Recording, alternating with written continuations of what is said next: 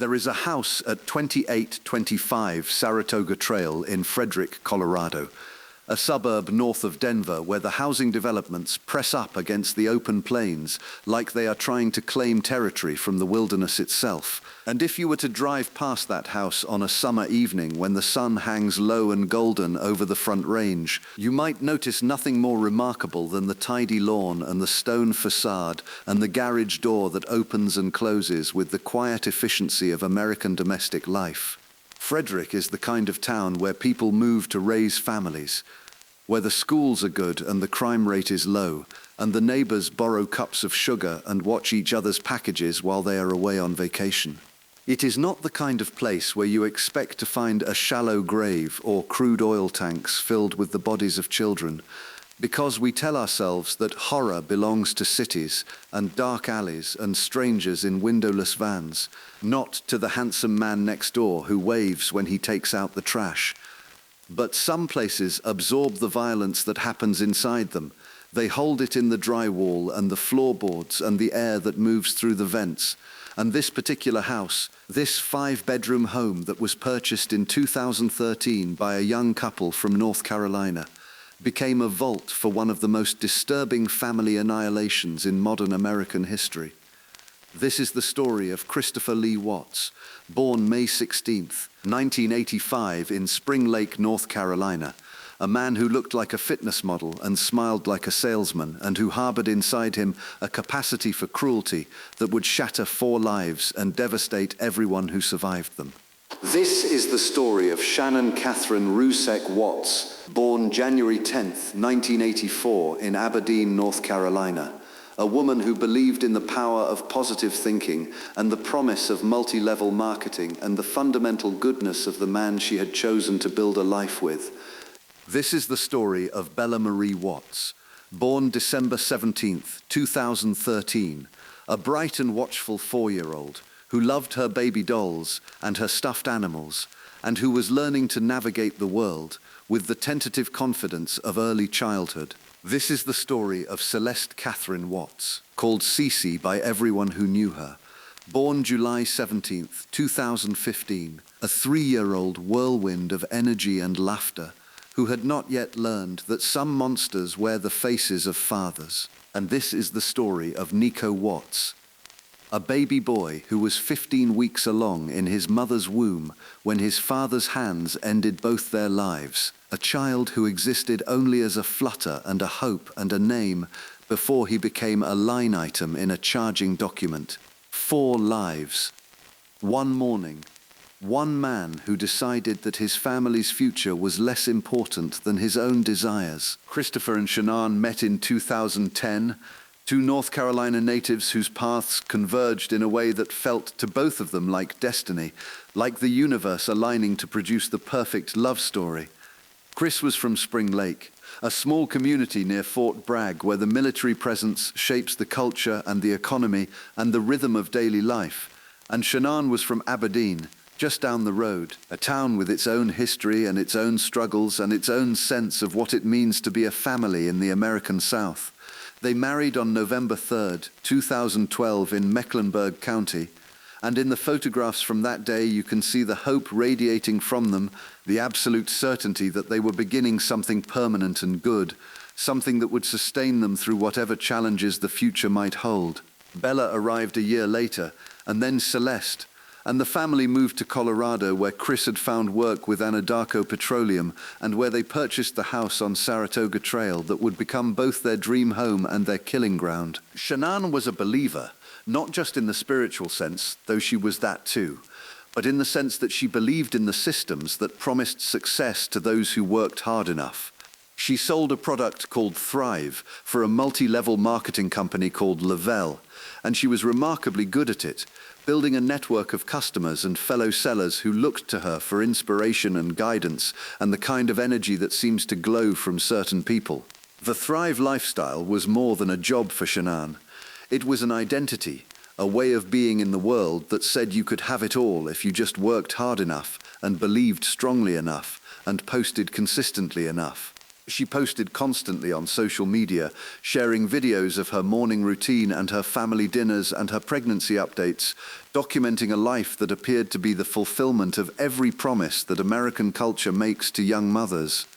In her videos, Chris is often present, smiling and participating and playing the role of the supportive husband, and if you watch those videos today with the knowledge of what he would eventually do, you will find yourself searching his face for signs, for some twitch or shadow that might have warned Shanann and the girls. But the terrifying truth is that there is nothing to see, no visible crack in the facade. Only a man who had learned to perform normalcy with a skill that would have served him well in any profession except the one he chose, which was the profession of husband and father. But beneath the performance, beneath the Thrive videos and the family photos and the public declarations of love, something was rotting.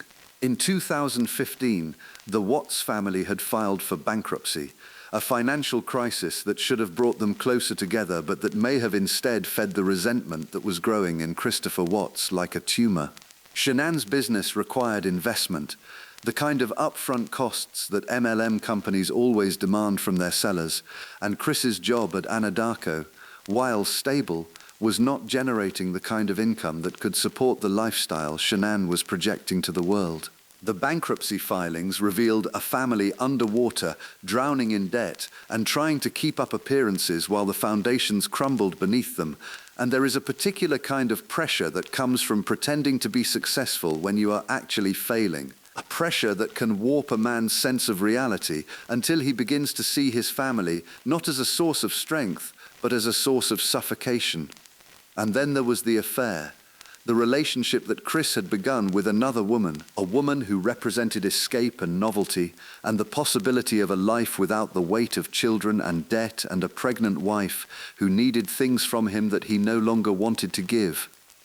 We do not know her name in the public record, or at least it has been protected, but we know that she was real enough to Chris that he began to calculate how he might replace his family with a new one, how he might subtract 4 lives from the equation of his existence and arrive at a solution that pleased him more.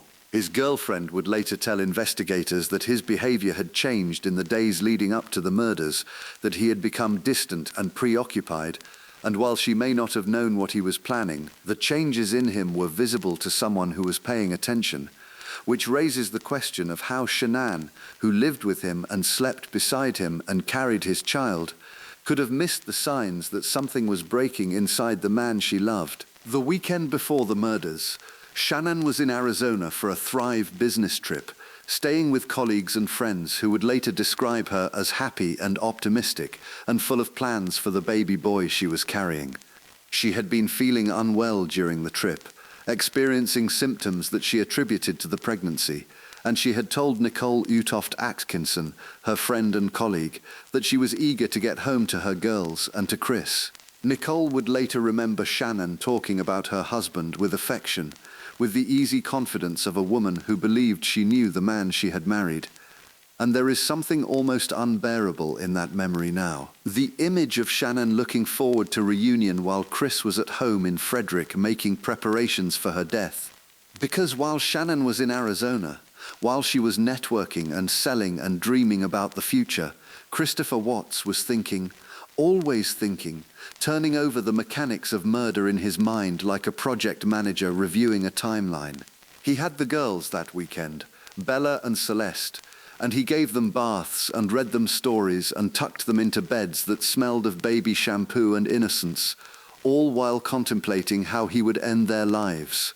The neighbor who would later assist investigators, the man whose security camera would provide the crucial evidence, would tell Dr. Oz in a January 2019 interview that Chris had seemed normal that weekend, that there was nothing in his demeanor that suggested he was capable of what he was about to do, and that is perhaps the most chilling detail of all, that a man can be planning the murder of his entire family while giving every outward appearance of being a devoted father. On Sunday, August 12th, Shanann and Nicola flew back to Colorado together, landing late and tired but in good spirits, because Shanann was going home.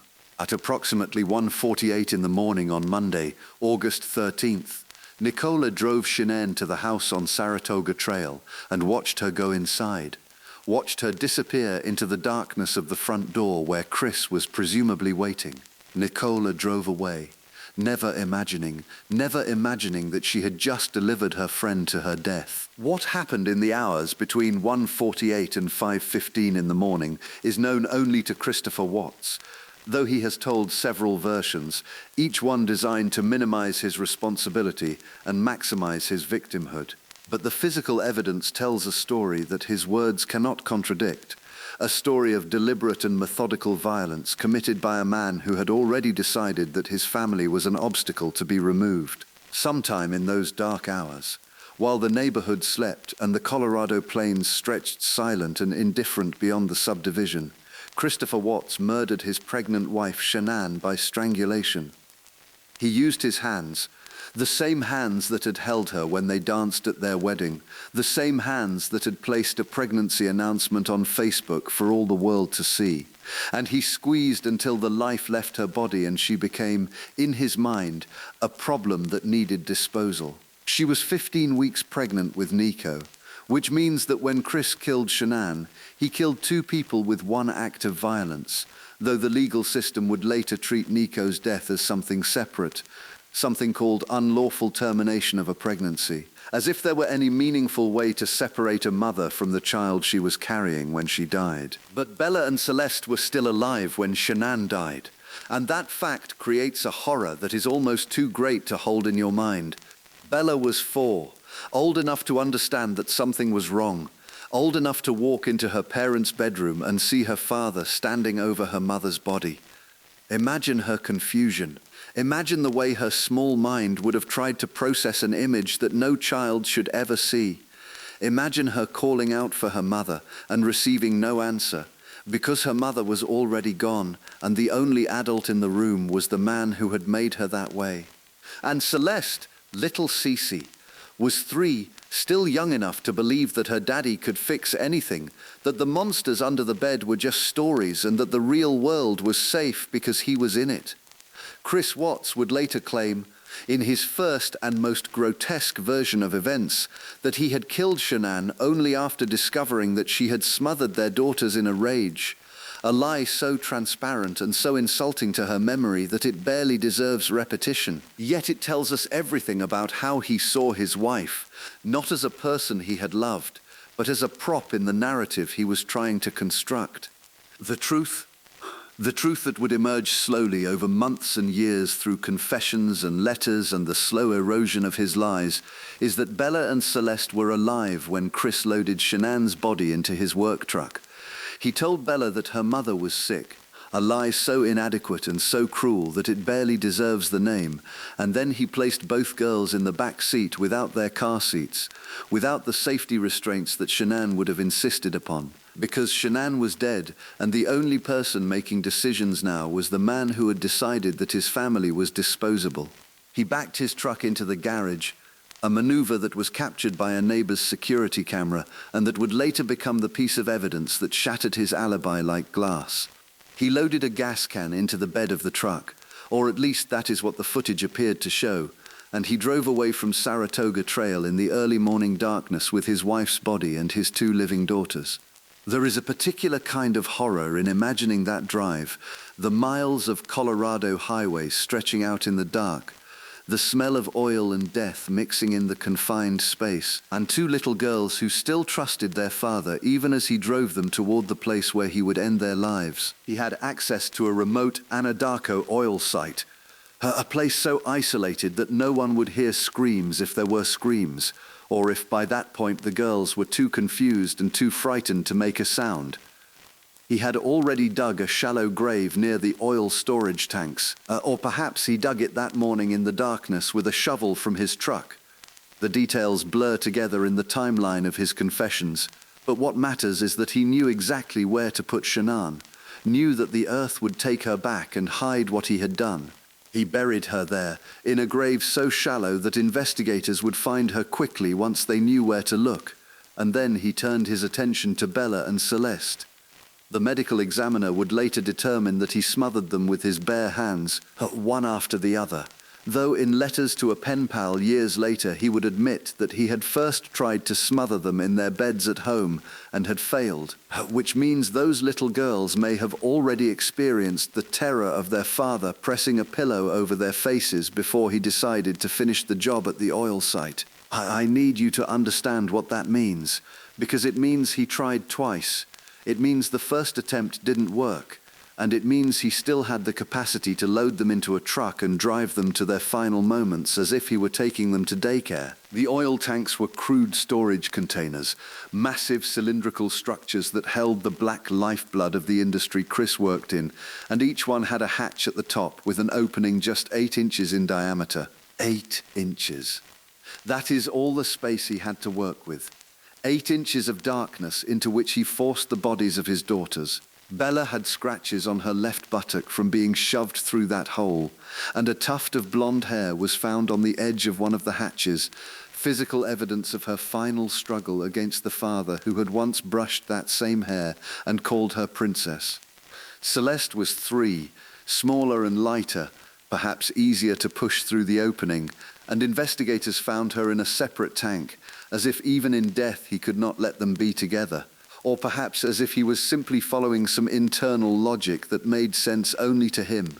The oil preserved their bodies in a way that open air would not, and there is something almost too cruel to contemplate in the fact that the substance Chris spent his days working with became the coffin for his children. By the time the sun rose over Frederick on Monday morning, Christopher Watts had already done the worst thing a human being can do, and now he had to play the part of the concerned husband and father. He went to work, or at least he appeared to, and he waited for the phone calls to begin. Nicole Atkinson had been trying to reach Shanann since morning because Shanann had missed a scheduled obstetrics and gynecology appointment, and that was not like her. Not with the baby on the way and the careful attention she paid to every detail of her pregnancy. When Shanann didn't respond to text messages and missed a business meeting, Nicole's concern turned to alarm. And around 12:10 in the afternoon, she drove to the Watts residence herself. She knocked, she rang the doorbell, she called out Shanann's name, and when no one answered, she contacted Chris, who was supposedly at work, and then she called the Frederick Police Department. A Frederick police officer arrived at approximately 1:40 in the afternoon to conduct a welfare check, and Chris Watts, who had somehow made it back from the oil site and was now present at the home, granted permission for the officer to search the house. What the officer found was a scene that was wrong in ways that are hard to articulate, wrong in the way that only a home where violence has occurred can feel wrong. The family dog was there, unharmed and confused, but there was no trace of Shanann or the children. Shanann's purse sat where she would have left it, containing her keys and her medication, the things a pregnant woman does not leave behind if she is planning to go somewhere. Her phone was found between the couch cushions in the living room, as if it had been dropped or hidden there, and her car remained in the garage with the girl's car seat still installed in the back. Shannan's wedding ring was discovered on the bedside table, a detail that should have screamed the truth to anyone who knew her, because Shanann Watts did not go anywhere without that ring, certainly not without her phone and her purse and her children and her car. But Chris Watts stood there and told the officer that he did not know where his family might be, and he maintained this lie with a calm that would later be described as eerie, as if he were discussing a minor inconvenience rather than the disappearance of his pregnant wife and 2 toddlers. The body camera footage from the responding officer is available to watch online, and if you have the stomach for it, you can see Christopher Watts moving through the rooms of his own home with a detachment that should have been impossible for a man whose family had just vanished. He walks past the couch where Shanann's phone was found wedged between the cushions. He moves through the kitchen where breakfast dishes may still have sat in the sink. He glances at the bedroom where his wife's wedding ring waited on the nightstand like a discarded piece of costume jewelry. And through it all, he maintains the posture of a concerned husband, slightly puzzled, slightly worried, but never frantic, never exhibiting the kind of raw panic that would be the natural response of an innocent man. The officer notes the dog, notes the purse, notes the car in the garage, and you can almost see the pieces clicking into place behind the officer's eyes, the growing certainty that this is not a missing persons case but something far worse. The next day, August 14th. The FBI and the Colorado Bureau of Investigation joined the investigation, and the case began to transform from a missing persons report into something far more sinister. Chris Watts gave interviews to Denver television stations KMGH-TV and KUSA-TV outside the family home. And if you watch those interviews today, if you look into his eyes while he pleads for the return of his wife and daughters, you will see something that should have given him away immediately. There is no panic in his voice, no genuine desperation, only a performance so studied and so hollow that it feels almost insulting. He stands in the driveway of the home where he murdered them, and he speaks to the cameras about how much he misses them, how he just wants them to come home, and all the while investigators with search dogs can be heard working on the property behind him. It is one of the most disturbing pieces of footage in the entire canon of true crime, not because of what it shows, but because of what it conceals. The absolute vacuum of human feeling where a husband and father should be collapsing under the weight of fear and grief. On August 15th, 2 days after the murders, Christopher Watts was administered a polygraph examination, and he failed it.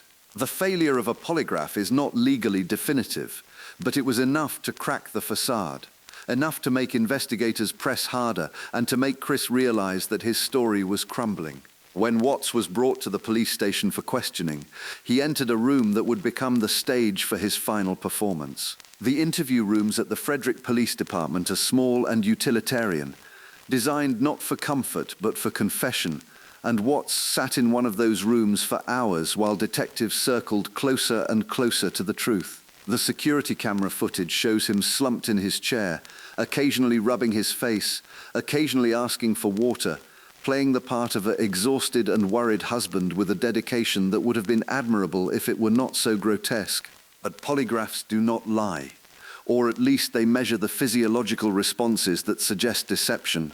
And when Watts failed that test, the detectives knew they were not looking for a missing family. They were looking for bodies. He confessed first to his father, Ronnie Watts, a moment that must have shattered whatever image Ronnie had held of his son. And then he confessed to investigators, though even then he could not tell the truth. The confession to his father, Ronnie, is perhaps the most human moment in the entire case, not because of what Chris said, but because of what Ronnie must have felt. Imagine sitting across from your son, the boy you raised and protected and hoped for, and hearing him admit that he has murdered his pregnant wife. There is no training for that moment, no playbook for how a father responds when his son reveals himself to be a monster, and the footage of Ronnie Watts in that interrogation room, his face crumbling as the reality settles over him, is one of the few genuinely human moments in a story that is otherwise dominated by Chris's inhumanity. But even then, even with his own father, Chris could not tell the whole truth. He could not bring himself to admit that he had killed the girls. He had to construct a version where Shanann was the villain and he was merely the avenger, because narcissists cannot survive without a narrative that casts them in the most favorable light. He admitted that he had killed Shanann, but he claimed that he had done so only after witnessing her smother their daughters, a lie so grotesque and so transparently self-serving that it barely deserves analysis, yet it reveals the depth of his contempt for the woman he had promised to love and protect. He alleged that he had discovered Bella's body, and that upon finding Shanann strangling Celeste, he had strangled Shanann in a rage before transporting all 3 bodies to the Anadarko oil site. He was arrested that day, and Anadarko terminated his employment immediately, because even a corporation that extracts the Earth's resources has standards low enough to recognize that employing a family annihilator is bad for public relations. But the confession gave investigators what they needed. Watts marked the locations of the bodies on a photograph of the oil field, and at 11 o'clock that night, under the same darkness that had concealed his crimes, investigators arrived at the remote site and began the work of recovery. They found Shanann first, buried in that shallow grave near the tanks, her body already beginning to tell the story that Chris had tried to bury with her. And then they opened the hatches of the crude oil storage tanks, and they found Bella and Celeste, their small bodies preserved in the oil that their father had worked with every day, pushed through openings barely wide enough to admit them, discarded like refuse in a place where no one was meant to look. I want you to think about the physical effort that required, the sheer muscular determination to force a child's body through an 8-inch hole, because that is not a crime of passion. That is a decision made and executed with a deliberation that should freeze your blood. The autopsy reports, which were released in December of 2018, provided clinical confirmation of what investigators had already suspected. Shanann had been strangled, the hyoid bone in her throat fractured by the pressure of her husband's hands, a classic sign of manual strangulation that leaves no doubt about the manner of her death. The toxicology screen revealed OxyContin in her system, a detail that seemed inexplicable until Watts's later letters revealed that he had administered it himself in an attempt to cause a miscarriage. Bella and Celeste had been smothered, their airways blocked by the pressure of their father's hands over their noses and mouths, a method of killing that is intimate and personal and requires the killer to be close enough to feel the victim's struggle.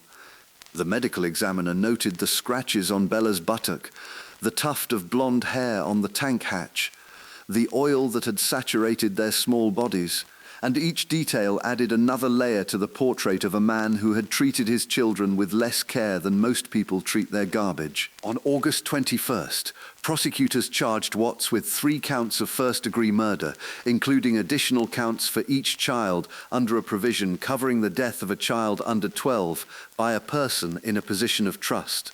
He was also charged with unlawful termination of a pregnancy and 3 counts of tampering with a deceased human body. The charges were extensive and severe, reflecting the magnitude of what he had done. He was denied bail at his initial court appearance, and the case began to move through the legal system with the slow inevitability of justice. On November 29th, Colorado authorities released surveillance footage from a neighbor's security camera recorded in the early morning hours of August 13th.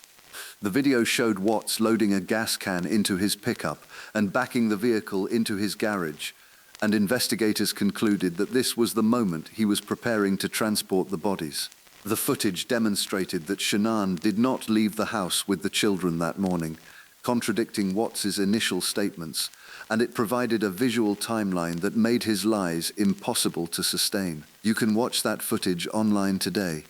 You can see the truck back into the garage and pull out into the darkness, and if you know what is in the back, if you know what he has already done and what he is about to do, then every second of that video becomes a horror film, more real than anything Hollywood could produce. In an interview on Dr. Phil, Watts' attorney revealed details of what Chris claimed was the true sequence of events, though by this point the word true had lost all meaning when applied to him. He said that he had killed Shanann following an argument about divorce, and that during the attack, Bella had entered the room. Imagine being 4 years old and walking in on your father killing your mother. Imagine the confusion and the terror and the absolute betrayal of the one person who is supposed to protect you from exactly this kind of violence. Watts told Bella that Shanann was ill, a lie so inadequate and so cruel that it barely deserves the name. And then he loaded Shanann's body and the 2 girls into the back seat of his work truck without their car seats, because the man who was so careful about appearances had already abandoned any pretense of being a good father. He smothered the children one after the other at the oil site, though he would later claim in letters to a pen pal that he had planned the murders for several weeks and had even administered OxyContin to Shanann in an attempt to end her pregnancy, believing that doing so would make it easier for him to remain with his girlfriend. Let that sink in, because it means that this was not a crime of sudden rage. This was weeks in the making. This was a man who considered poisoning his pregnant wife to induce a miscarriage before deciding that murder was the more efficient option. The case has been widely associated with the phenomenon of family annihilation, a term criminologists use to describe the killing of multiple family members by one individual, usually the father or husband. Many such crimes occur in August, before the start of the school year, which can delay detection because the absence of children from school does not immediately raise alarms during summer vacation.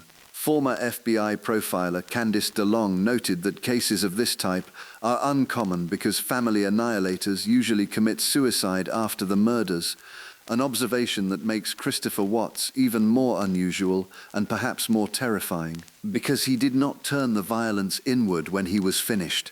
He simply continued living, continued performing, continued lying to everyone who trusted him. Watts himself would later claim that he had contemplated suicide out of guilt, but guilt requires a conscience, and it is not at all clear that Christopher Watts possesses the kind of internal architecture that allows for genuine remorse. On November 6, 2018, Christopher Watts pleaded guilty to multiple counts of first-degree murder under a plea agreement. The district attorney of Weld County did not pursue the death penalty at the request of Shanann's family, who stated that they did not wish for any further deaths and supported Watts's decision to accept the plea. It is a testament to the character of Shanann's parents, to the grace and mercy they showed even in the face of the most profound loss imaginable, that they could look at the man who had destroyed their daughter and their grandchildren and choose to spare his life. I do not know if I could have made that choice, and I suspect many of you listening do not know either. But their decision was rooted in a faith and humanity that Christopher Watts did not deserve. On November 19, 2018, Christopher Watts was sentenced to 5 life terms without the possibility of parole, 3 of them to be served consecutively and 2 concurrently. He received an additional 48 years for the unlawful termination of Shannan's pregnancy and 36 years for 3 counts of tampering with a deceased human body. The judge spoke of the inhumanity of the killings, of the cold and deliberate nature of the acts, and of the lives that had been stolen not just from the victims but from everyone who had loved them. At the sentencing hearing, the courtroom in Weld County was packed with family members and media personnel and curious onlookers who had come to witness the final chapter of a tragedy that had captivated the nation. Shannan's mother spoke first, her voice trembling as she described the daughter she had lost, the grandchildren she would never watch grow up, the future that had been stolen from her family by a man who had once called her mum. Her father spoke too, his words measured and dignified even as his hands shook on the podium, and he thanked the prosecutors and the investigators who had worked tirelessly to bring justice for Shanann and the girls. And then the judge spoke, his voice heavy with the weight of what he had to say, as he sentenced Christopher Watts to spend the rest of his natural life in prison with no hope of ever walking free. 5 life terms, 3 consecutive, 2 concurrent, plus 84 additional years. A sentence so long that it exists not for the possibility of completion, but for the symbolism of its severity. Shannan's family spoke too, their voices breaking as they described the hole that had been torn in their lives, the birthdays and graduations and weddings that would never come, the sound of Bella's laugh and Cece's chatter that they would never hear again. And through it all, Christopher Watts sat impassively, showing no visible emotion, as if he were observing a proceeding that had nothing to do with him, as if the lives he had ended were abstractions rather than the people who had shared his home and his bed and his name. On December 3, 2018, Watts was transferred to an out-of-state facility due to security concerns. 2 days later, on December 5th, he arrived at Dodge Correctional Institution, a maximum security prison in Waupun, Wisconsin, where he continues to serve his life sentences. Dodge Correctional Institution in Waupun, Wisconsin, is a maximum security facility that houses some of the most dangerous men in the Midwest, and Christopher Watts has found his place among them. He was transferred there because Colorado authorities determined that his safety could not be guaranteed in a state prison where he would be recognized and targeted by other inmates. In Wisconsin, he is just another number, another life sentence among hundreds, and perhaps that anonymity is the closest thing to punishment that a narcissist can experience. He is alive today, breathing and eating and sleeping in a cell that measures roughly the same size as the opening through which he pushed his daughter's bodies. And there is a particular kind of injustice in that symmetry. In the years since the murders, the story has been told and retold in documentaries and television specials and true crime podcasts, each iteration finding new details to examine and new angles from which to approach the unapproachable. In December of 2018, ABC News aired an episode of 2020 featuring Shanann's parents in their first interview since the murders. and their pain was so raw and so visible that it was almost unbearable to watch. HLN aired a special report called Family Massacre, Chris Watts Exposed, which included previously unreleased footage from police body cameras and security cameras inside the police station's interview rooms. In that footage, you can see the moment when Watts realizes he has been caught, the subtle shift in his posture and his breathing when he understands that the detectives are not buying his performance, and it is almost fascinating in a clinical way, like watching a predator realize that the prey has seen through the camouflage. Netflix released American Murder: The Family Next Door in September of 2020, a documentary that incorporated extensive archival material, including home videos and social media posts and text messages, and law enforcement recordings. The film showed the contrast between the public face of the Watts family and the private rot that had been growing beneath it, and it became one of the most watched true crime documentaries on the platform, perhaps because there is something in all of us that is drawn to these stories, even as we recoil from them. Something that makes us want to understand how a man can look so normal and be so empty. In June of 2021, Inside Edition reported on additional confessions that Watts had made to a pen pal, letters in which he stated that he had planned the murders for several weeks and claimed that the OxyContin found in Shanann's system had been administered by him in an attempt to end her pregnancy. He wrote that he had attempted to smother his daughters in their beds at home, but was initially unsuccessful, which means that the girls may have woken up gasping for air, may have looked at their father with confusion and fear, may have cried out for their mother who was already dead in the next room.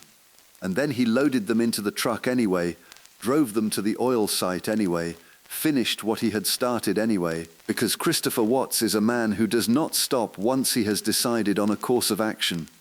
A man who treats human lives as obstacles to be removed rather than souls to be cherished. The phenomenon of family annihilation is rare enough that criminologists still debate its causes, but certain patterns have emerged over decades of study. The killers are almost always male, almost always the head of the household, and almost always motivated by a toxic combination of narcissism and entitlement. They do not see their families as individuals with their own rights and desires, but as extensions of themselves, as possessions that can be destroyed if they no longer serve the image the killer wishes to project.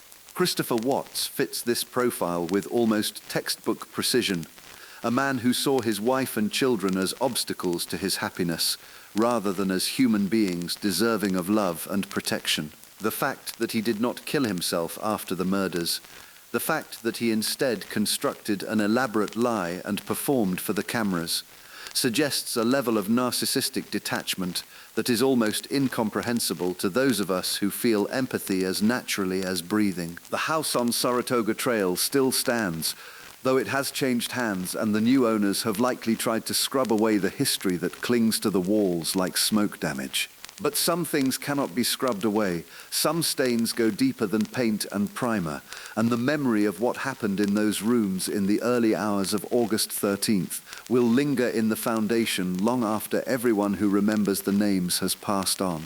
Shanann Watts was 34 years old when she died, pregnant with a son she would never hold, married to a man who had already decided that she was disposable. Bella was 4, old enough to know her alphabet and to love her baby sister and to ask questions that her father would never answer. Celeste was 3, young enough to still believe in magic and in the fundamental goodness of the world, a belief that her father shattered with his bare hands. And Nico, little Nico, who was only 15 weeks along, who existed as a flutter and a hope and a future that would never arrive, he died too, though the law could not quite bring itself to call it murder, as if the value of a life depends on whether it has drawn breath outside the womb. I think about Shanann sometimes, about the videos she posted and the dreams she had, and the absolute trust she placed in a man who was already planning her murder. I think about Bella, who was old enough to know that something was wrong but too young to do anything about it. I think about Celeste, who probably reached for her father's hand on that last drive because she did not know that the hand she trusted was the hand that would end her life. And I think about Nico, who never opened his eyes, who never took a breath, who existed only as a promise before he became a casualty of his father's selfishness. These are the thoughts that keep me awake sometimes, not because I knew them, but because their story is a mirror that reflects back the fragility of everything we believe to be safe and permanent. I have told you this story not because it is unique, though in its details it is horrifyingly specific, but because it is a story about the masks we wear, and the performances we give, and the terrible distance that can exist between the face a person shows to the world and the darkness that moves behind their eyes. Christopher Watts smiled for the cameras. He pleaded for his family's safe return. He hugged concerned neighbors and accepted their prayers, and all the while he knew exactly where they were because he had put them there. He knew that Shanann was in a shallow grave near the oil tanks. He knew that Bella and Celeste were floating in crude oil. He knew that the dog was the only living creature left in the house on Saratoga Trail, and yet he could stand in the driveway and speak to reporters with a composure that should have been impossible. That is the nature of evil. Not that it is monstrous or obvious, but that it can look so ordinary, so completely unremarkable, that we pass it on the street every day without recognizing it for what it is. Shanann's parents have tried to honor her memory, to keep her spirit alive in the stories they tell and the love they continue to share with the world. But there is no recovering from a loss like this. There is only learning to carry it, to wake up every morning with the weight of 4 graves pressing down on your chest, and to somehow find the strength to stand anyway. They did not want Christopher Watts to die, and that mercy is perhaps the only beautiful thing to emerge from this nightmare. The only evidence that love can survive even the most deliberate attempt to destroy it. But Watts himself remains alive in Wisconsin, writing letters and giving interviews and trying to rewrite his own narrative in the ways that narcissists always do.